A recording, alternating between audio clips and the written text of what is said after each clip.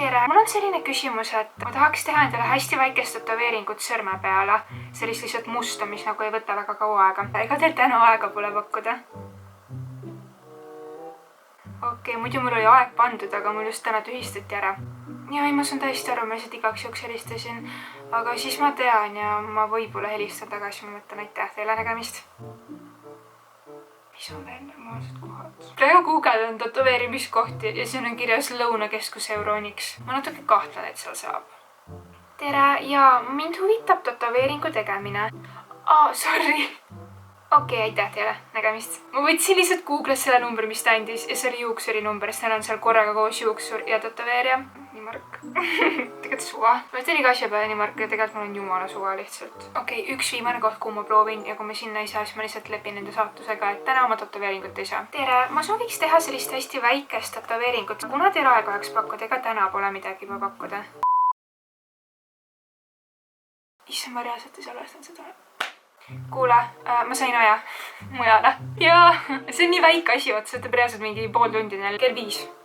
Okei, davai, tšau.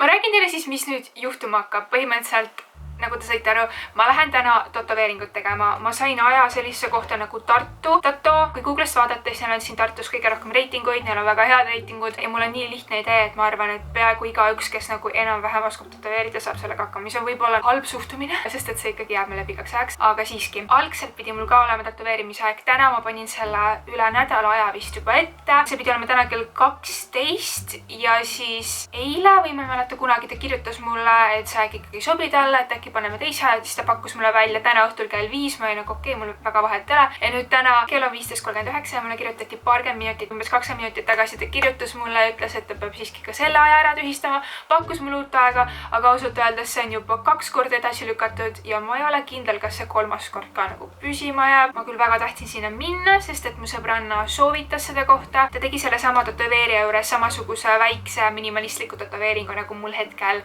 plaanis oli ja ta pidi nagu nendes päris hea olema, aga no kui ta mul aega ei ole, siis no ja praegu vähemalt mulle endale tundub, et ma sain Tartu kõige populaarsemasse kohta aja, nii et nagu tundub, et kõik on fine. Ma tahtsin küll vlogida ülejäänud päeva, aga nüüd ma ei tea enam, kuidas ma jõuan, sest et mul läks siin kõvasti aega, et lihtsalt otsida, kuhu minna ja mõelda, mis nüüd saab. Nüüd ja, hei vlog, it's Diana Banana ja täna me lähme ja teeme mulle tätoveeringu. Ma natuke räägin siia vahele enda juustest, sellepärast et eelmises videos te nägite, kuidas ma tahtsin endale ise panna pikenduse, aga ma ei pannud ise, aga ma sain siis uued pikendused. Ja väike update, ma nüüd pesin neid esimest korda, ehk nad on läinud palju paksemaks, nad enam ei ole nii siledad ja niimoodi ja ma tahaks endale teha siia praegu lokid, ma saaks ilusana tätoveerima minna. Wow. Jah, see on mu plaan põhimõtteliselt. Ma olen hakanud uuesti vaatama Pretty Little Liarsit, mida ma olen vaatanud korduvalt otsast lõpuni ja ma alustasin jälle esimese hooaega, sest et see on üks selliseid sarju, mida ma saan lihtsalt lõpmatult uuesti vaadata. Ja seal on kõigil sellised ilusad lokid alati. Mul tuli tahtmine endale ka teha ja ma teen endale lokid, mitte kedagi huvitab. Siin on nii pime, aga ma pean mingi tulepanema olema. Okei, see on praegu reaalselt huvitav nurk, kust filmida. Te olete mu kapis. Ma hakkan siis praegu esimest korda enda uutesse juustesse lokke tegema ja kuna ma näitasin, kuna terve eelmine video oli põhimõtteliselt mu juustest, siis ma mõtlesin, ma näitan ka teile seda tulemust ja kuidas ma üldse teen lokke, võib-olla kedagi huvitab. Sest ma kasutan lokkide tegemiseks sirgendajat ja mul on Kera Bulleti sirgendaja. Ma sain tunne, ma ennab ise 10 tunniks tegemist, mul on nii palju juukseid.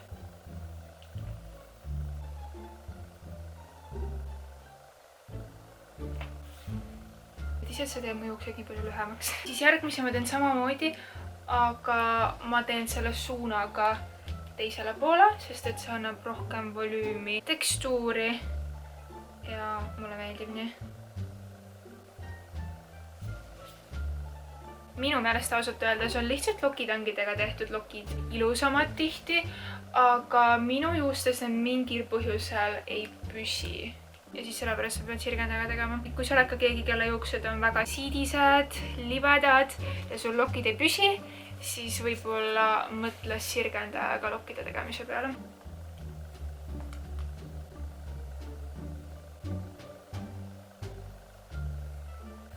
Ja nüüd ma võtan järgmise kihi ja teen niimoodi lihtsalt terve enda pea lokke täis. Ja siis alati lõpus panen veits juuksõli.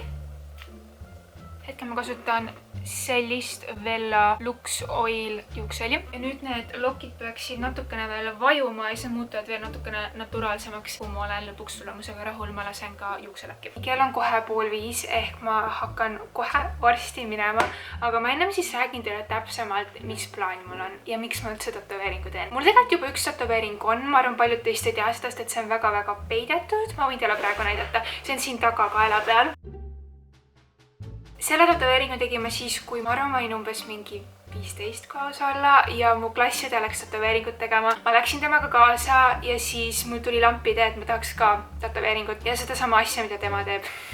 Kohutav, ma tean, aga see on see, kui sa oled 15 ja arvad, et võiks tätoveeringu teha. Ma ei kahetse seda tätoveeringut siiamaani, sellepärast, et ma enamuse ajast isegi ei näe seda. Ka teised inimesed ei näe seda, nii et mul on suht suva, aga pigem ma arvan, et nii noorelt pigem mitte teha tätoveeringuid, eriti kui see on lihtsalt kellegi teise kopimine lihtsalt lampi. Ja peale seda ma pole mitte ühtegi tätoveeringut teinud, sest ma sain selle ühe kogemuse ära ja mul ei olnud mingit sellist konkreetset soovi. Aeg-ajalt mulle tuli mingi idee, mida ma tahaks teha, aga siis ma sain sellest nagu üle natukese ajaga ja sellepärast ma pole midagi teinud. Aga nüüd ma olen tätoveeringut tahtnud, seda konkreetset tätoveeringut vähemalt aasta aega. Ma pole teile veel öelnud, mida ma tahan teha ja ma täpselt konkreetselt ei ütle ka, vaid ma lihtsalt näitan, kui see on juba tehtud, et teil oleks nagu põnevam vaadata. Ärge palun skipige, lihtsalt vaadake. Aga mul on plaanis siis sõrme tätoveering ja ausalt, kui see läks kuskile mujale, siis ma läks selle juba ammu ära teinud, aga kuna see on nii nähtava koha peal, ei julge ma seda varem teha. Mitte sellepärast, et äkki mulle endale kunagi ei meeldi, vaid sellepärast, et mida teised mõtlevad. Ma tean, see on nagu nii rumal, miks mind peaks huvitama ja muidu ma pole üldse selline inimene, keda sellised asjad huvitavad, aga tätoveeringud on siiani sellised asjad, mille suhtes eriti vanematel inimestel, kes on mingi vene ajast, on suured eelarvamused ja on võimalik või seda juhtubki, et inimesi palgata teatud positsioonidele, kui neil on nähtavas kohas tätoveeringud. Ja sellepärast ma täiega lükkasin seda edasi,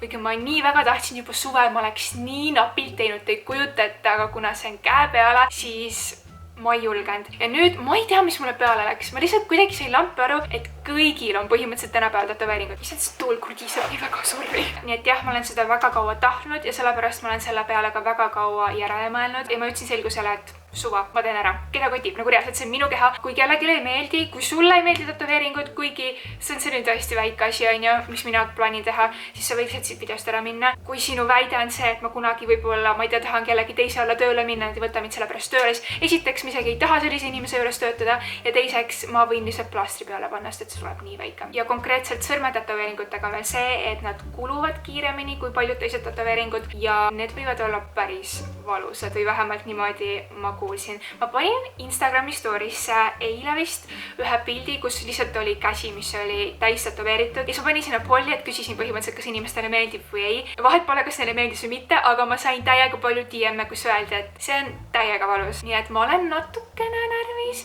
sest et minu valulävi ei ole üldse väga kõrge. Selles mõttes ma olen hästi selline õrna nahaga, et ma lähen hästi lihtsalt katki. Ja kerged vigastused on palju kergemad tekkima, nagu näiteks mingid sinikad, kriimustused, et mingi jalanõud hõõruvad ära, sest ma olen nagu tõesti õrn. Aga samas ma väga ei karda. Ma arvan, et see on nii väike asi, et ma lihtsalt elan selle üle. Mind rahustab ka see, et see tätoveering, mis ma 15-aastasena endale kaela peale tegin, ei olnud üldse valus. Nagu jah, ma tundsin, et mind nagu puudutatakse, aga ma ei tundnud absoluutselt mitte mingit valu. See oli lihtsalt nagu keegi oleks niimoodi teinud, nagu lihtsalt mind katsanud, saate aru, mingi kõva asjaga. Ja ma väga ei põe. Selle kulumise koha pealt need ei pruugi kuluda. Vahepeal samal inimesel on sama käe peal mitu tätoveeringut. Üks püsib väga hästi, teine vajab ületegemist. Kui see vajab ületegemist, siis pole hullu, ma teen üle. Ja kui ta hakkab väga koledalt kuluma, siis mul on lihtne see lihtsalt on ju eemaldada, sest et kui ta juba nii kulub, siis seda pole nii raske eemaldada. Nii et jah, see tätoveering on miski, mida ma olen väga-väga kaua tahtnud, mille üle ma olen kõvasti järele mõelnud ja ma ausalt ei usu, et see saab kuidagi mu elu takistada. Nagu ma ütlesin,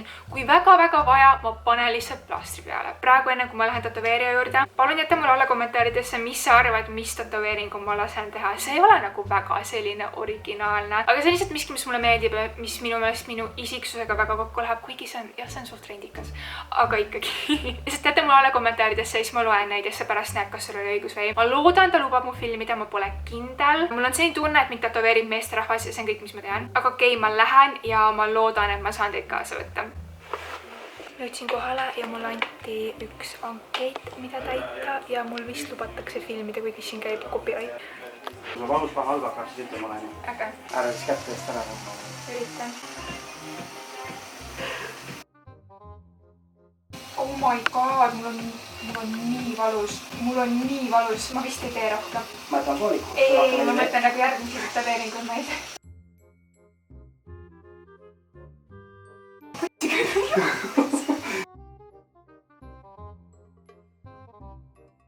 Ma võib-olla nutan ka varsti natuke.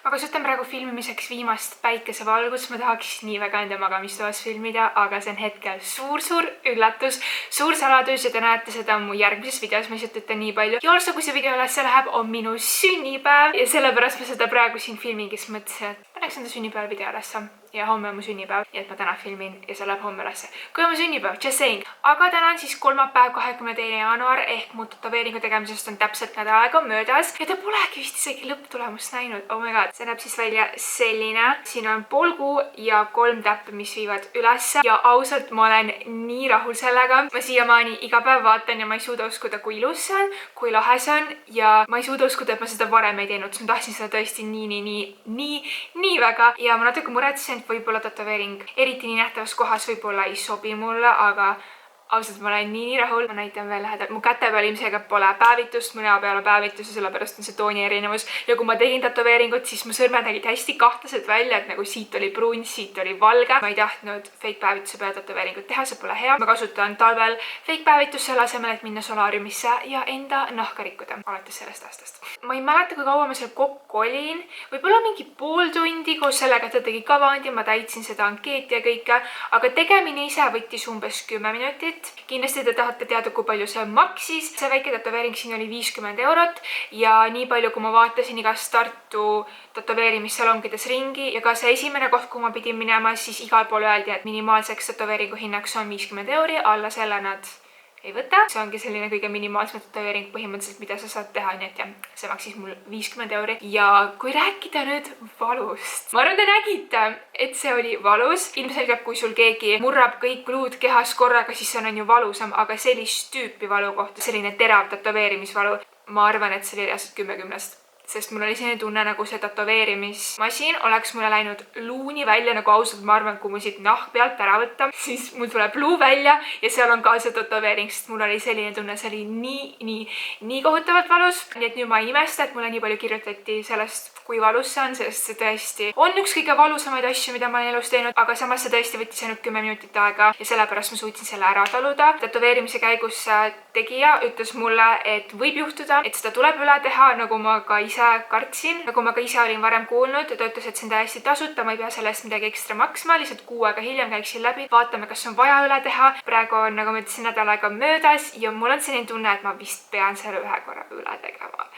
See on nii valus, et ma nagu üldse ei tahaks. Ma mõtlen selle peale. Paranemisega niimoodi, et ma pean 4-5 korda päevas endale. Ma ei mäleta täpselt, mis selle nimi on, aga mingisugust kreemi panema. Täiega üritan seda sõrme hoida, sest et mulle öeldi, et ma ei tohiks selle käega pead pesta. Kindlasti mitte desinfitseerivaid aineid siia peale panna, mitte kummikindeid kanda. Nii et jah, sellisesse kohta tätoveeringut teha ja selle paranemist oodata on natukene tüütu, aga see pole midagi väga hullu. Mul siiamaani on see sõrm natukene tundlik. Võib-olla ma ise ka ei taha seda ära rikkuda, siis hoian seda ekstra, aga nii kui mulle midagi vastu läheb, siis siiamaani mul on natukene valus. Ma olen kõige valusam, mul oligi võib-olla esimene õhtu, siis ma nägin, et mul natukene see sõrm hästi kergelt paistes ja lisaks ma ei tohi nüüd mõnda aega käia saunades, ujumas, spaas, kuhu mul on varsti plaan minna, aga ma ootan, et see saaks ära paraneda. Aga jah, ma arvan, et see on siis kõik, mu tätoveering näeb välja selline. Ma ise olen ülirahul, ainus asi, ma lähen nüüd sünnipäevaks koju vanemate juurde ja ma ei tea, mis nad ütlevad. Aga reaalselt see on üks mu lemmikumaid asju, mida ma olen iseenda kehaga elus teinud. I love it so much. Ja selline oli siis minu tätoveerimiskogemus. Ma loodan, teile meeldis see video. Kui teile meeldis see video, siis kindlasti pange thumbs up. Ja kui see pole piisav põhjus, et thumbs up'i panna, siis mul on sünnipäev selle päeva, kui see üles läheb.